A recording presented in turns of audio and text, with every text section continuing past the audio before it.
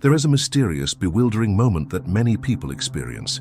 Someone draws near, shows affection, opens up, and then, suddenly, disappears, as if the feelings they awakened were far too intense to sustain. For those left behind, only unanswered questions remain. Was it fear of loving? A game? Or might there be something deeper driving this behavior, one as recurring as it is painful? Analytical psychology offers a surprising perspective.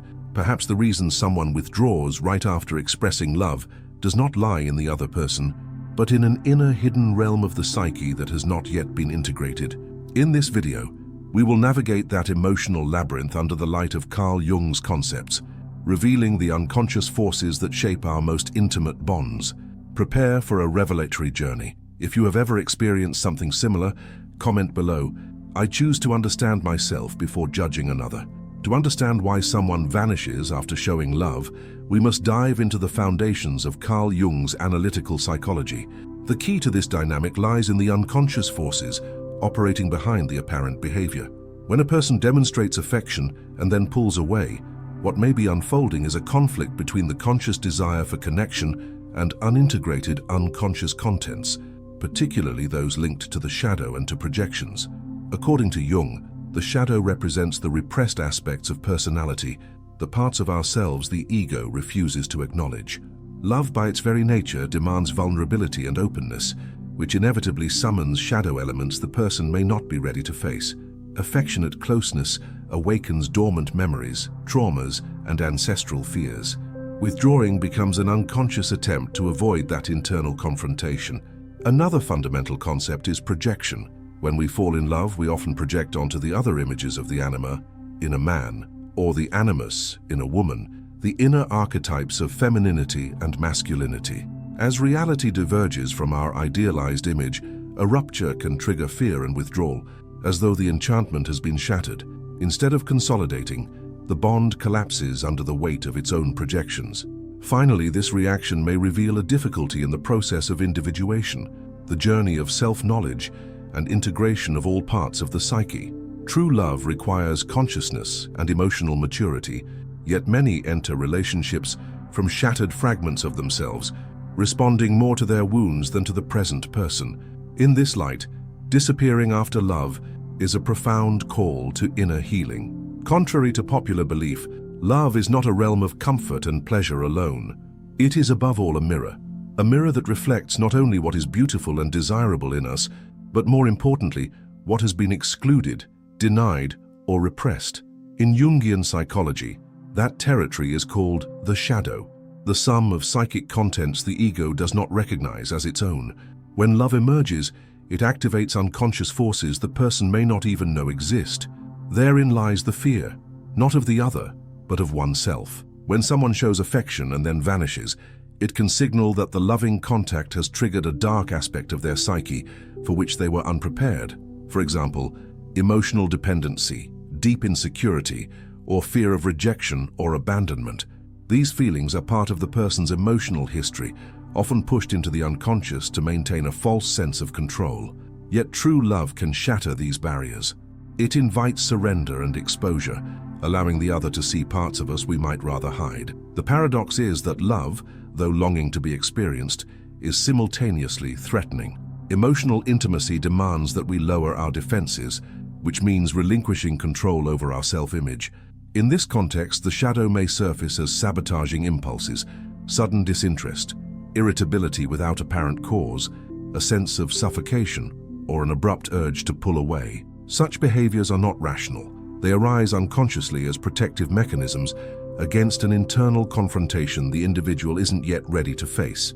It's important to note that the shadow isn't composed solely of negative traits. It often includes undeveloped potentials, like the capacity to love, to be vulnerable, to trust. A man conditioned to be strong, rational, and self-sufficient may repress his sensitive, affectionate side, viewing it as weak or dangerous. When he begins to experience true love, that hidden side tries to emerge. If he hasn't yet integrated it into his conscious identity, the loving experience can become unbearable, not because of the other person, but because of the strength of his own inner conflict. Jung emphasized that the shadow is not a mistake to be corrected, but a legitimate part of the psyche to be integrated. When denied, it operates in the shadows, invisibly guiding our actions. Thus, the sudden withdrawal after an act of love can be a clear symptom of this internal division. The person loves yet fears what that love awakens within them, drawing close only to flee from the abyss that opens when the ego confronts the parts it refuses to see. Understanding this dynamic is crucial for those on the receiving end as well. Often, the one left behind feels rejected, guilty, or unworthy. But from a Jungian viewpoint, it's important to realize that this withdrawal reveals more about the other's inner world than about the bond itself. It is a response to a profound psychic call that has not yet found healthy expression. This understanding does not excuse hurtful behavior, but offers a perspective that transcends superficial judgment and opens space for compassion. Integrating the shadow is a continuous, painful process. It demands the courage to look at oneself honestly and the willingness to endure discomfort. In relational terms, this means being prepared to endure moments of insecurity, to question impulses to flee, and to listen to inner fears without letting them dictate one's actions. To love is also to confront oneself, and it is precisely this confrontation that often drives someone to disappear, not because they don't love, but because they don't yet know how to love without being devoured by their own shadows. Jung introduced the anima and animus archetypes to represent the feminine in the male psyche and the masculine in the female psyche. These archetypes are not merely opposite characteristics, but deep complexes that carry unconscious images and expectations shaping our relationships.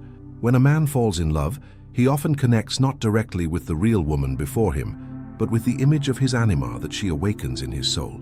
Initially enchanting, this projection can become unbearable over time. The anima projection serves as an unconscious lens through which the man views the woman, an idealized figure of beauty, understanding, sensitivity, even magic. At this stage, contact with the other is actually contact with an unrecognized part of himself. The other becomes a spellbound mirror of what the person both seeks and fears within. When reality fails to match the projected image, when the woman shows her own limits, contradictions, and vulnerabilities, the enchantment shatters, and the initial adoration may turn to disappointment, anger, or evasion. The person is not disappointed by the other, but by the collapse of the illusion created by his own psyche. This rupture of projection can trigger an intense sense of loss and inner confusion. The idealized love that once served as a conduit to something greater suddenly feels threatening, as if the unconscious exclaims, "She is not who I thought she was." This break activates deep fears of abandonment, of emotional failure, of losing control, and withdrawal acts as a defense against the disillusionment of the anima, or more precisely, against confronting one's own incompleteness. There is a spiritual and symbolic dimension to this process. Jung saw anima integration as a vital step toward individuation. When a man stops projecting onto the other what is essentially his own and begins to relate to the woman as she really is, he also connects with his inner feminine, sensitivity, intuition, empathy, listening, receptivity. But that process is painful because it requires sacrificing an illusion. Few are prepared to relinquish fantasy without feeling disoriented or lost. The difficulty lies precisely here. As long as the anima is lived only as an external projection, the person remains trapped in cycles of enchantment and frustration. They fall in love passionately, but cannot sustain the bond once the idealized image dissolves. This pattern can repeat endlessly. Approach, passion, fear, disappointment, withdrawal. True transformation happens when the individual realizes the projected image was not the other person, but a part of themselves crying out for recognition. Integrating the anima does not mean abandoning romantic love, but learning to love consciously. It means seeing the other with all their light and shadow, without demanding they play a role that never belonged to them. This inner shift allows for more authentic relationships, where affection is no longer bound to unconscious forces, but arises from a genuine meeting of two individualities. Thus, vanishing after a loving encounter can be the effect of an archetypal crisis. The pain of seeing a deeply rooted projection collapse can be so intense that the person needs to withdraw in order to regroup. Yet with awareness, this withdrawal can become an invitation to reflection. Who was the person I loved? Was it really her, or was it the image of my anima? And above all, what does this reveal about what I still need to integrate within myself? From a Jungian perspective, Emotional flight, especially immediately after moments of genuine affection, is not mere evasive behavior. It is, above all, a clear symptom of resistance to individuation. This central Jungian concept describes the path by which an individual becomes fully themselves, integrating all parts of the psyche, conscious and unconscious, light and shadow, reason and feeling, masculine and feminine. Individuation is a process of psychic maturation that demands courage to face the unknown within. To flee from love in this context is to avoid that transformational dive. Emotional closeness awakens profound forces within the unconscious. It brings not only desires and affections, but also fears, traumas, insecurities, and inner contradictions. To be truly with another forces us to confront aspects of ourselves we often avoid at all costs. Love ceases to be an idealized pleasure zone and becomes a mirror reflecting the rawest parts of the soul. When that internal image becomes unsustainable, the impulse is to escape. This flight can take many forms: physical distancing, silence, intellectual rationalizations, excessive distractions, even abrupt, seemingly inexplicable break-offs. Deep down, what is happening is an unconscious refusal of the call to individuation. Entering into a genuine relationship requires abandoning ego defenses, shedding masks, dismantling old structures. It is an invitation to psychic rebirth, and such a rebirth, like any deep transformation, involves pain, uncertainty, and loss of control. Many still relate from an idealized self, a persona crafted to please, seduce, or protect. When the bond deepens and intimacy grows, that persona begins to crumble. The person faces the need to reveal their true self, with their fears, history, and vulnerabilities. If they are not ready for that level of exposure, the relationship becomes unbearable. Flight, in this case, is a retreat to the old self, the psychic comfort zone where transformation is not demanded. Jung taught that individuation is always confrontational because it demands the symbolic death of everything non-essential. This includes self-image, inherited models of love, family, and societal beliefs. Genuine love, in its intensity, often accelerates that process. It breaks defenses, tears down walls, demands surrender. When someone realizes that staying in the relationship means relinquishing their persona, the masks they wear to adapt, the fear sets in. This is not fear of the other, but fear of what must be sacrificed within themselves to remain in this new psychic territory.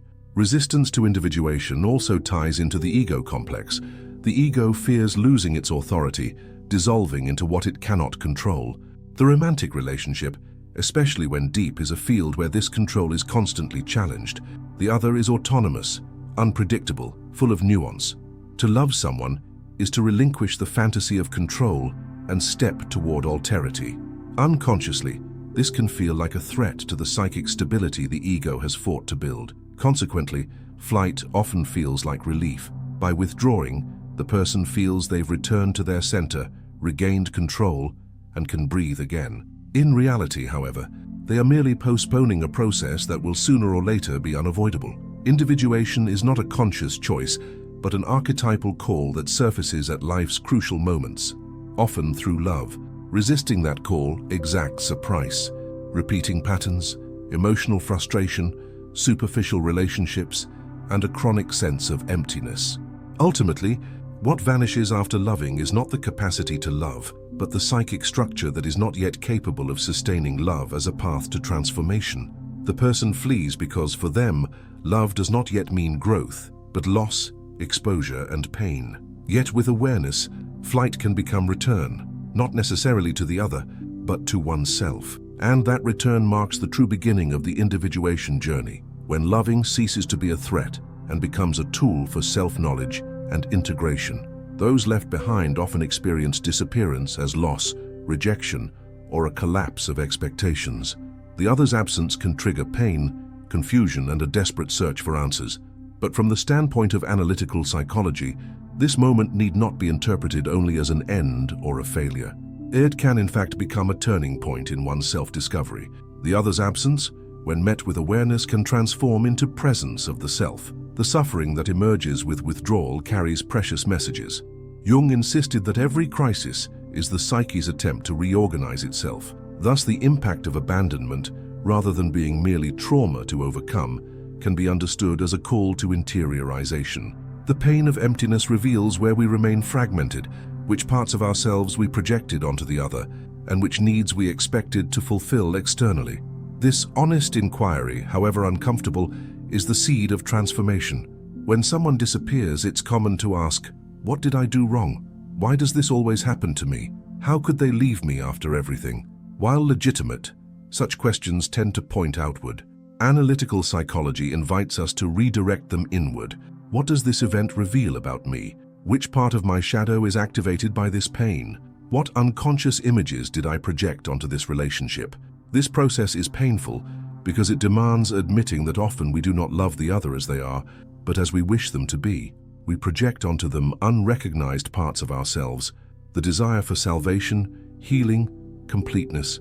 When the relationship ends, that fantasy dissolves, and we are invited to reclaim those parts and integrate them into our own identity. This symbolic retrieval is vital for emotional autonomy. It does not mean hardening oneself or stopping loving, but learning to love with clearer eyes. Moreover, the other's departure can illuminate our relationship with our inner feminine or masculine. For instance, if a man projects his anima onto a woman and then, after being left, falls into crisis, he has a rare opportunity to begin relating to this archetype within himself.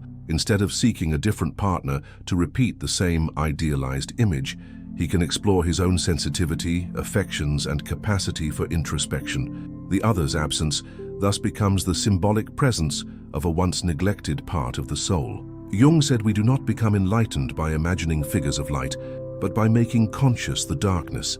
The sudden withdrawal of someone who deeply touched us is one of those moments when our inner darkness reveals itself. It shows our unmet needs, insecurities, and repetitive patterns. By facing this truth with courage, we gain the opportunity not only to understand the other, but more importantly, to free ourselves from relationships rooted in lack and illusion. Another key point is realizing that the cycle of projection and flight is not broken by the other's return, but by inner transformation. Expecting the other to come back to heal our emptiness is to remain trapped in the illusion that something external can fix what is internal.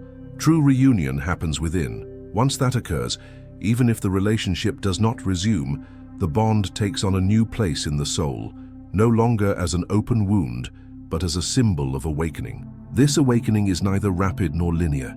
It requires silence, self-observation, time, and self-compassion. It calls for recognizing that love is not about controlling another, but about creating space for truth, including the truth that not everyone is ready to stay. And yet the love we felt was real, not because it was reciprocated, but because it revealed something essential about who we are and what we still need to integrate. Turning withdrawal into an opportunity for self-knowledge is therefore one of the deepest, most liberating paths love can offer. Pain becomes a teacher, silence a mirror, and the heart, instead of closing, expands. It is at this point that love ceases to be mere emotion and becomes a portal of consciousness. It is also at this point that we stop fearing the other's disappearance because we no longer disappear from ourselves. Someone's disappearance after a genuine emotional connection may seem inexplicable, even cruel. But in the light of analytical psychology, we understand that behind this movement lie powerful unconscious forces, revealing inner conflicts far beyond the surface: fear of the shadow, collapse of projections, resistance to individuation, flight from the call to transformation, all weaving the invisible web that leads to withdrawal. Grasping this process does not mean excusing hurtful actions, but making room for a deeper reading of the human soul. When we abandon attempts to control or understand the other solely with the intellect, we begin the journey of self-knowledge. Love, even when it does not endure externally, can guide us back to forgotten parts of ourselves. If this content resonated with you, subscribe to the channel and hit the notification bell to follow more reflections that unite deep psychology with everyday life. And don't miss the suggested video on your screen, which complements what we explored here with other symbolic and emotional layers. Remember, the end of a relationship can be the beginning of your true inner encounter.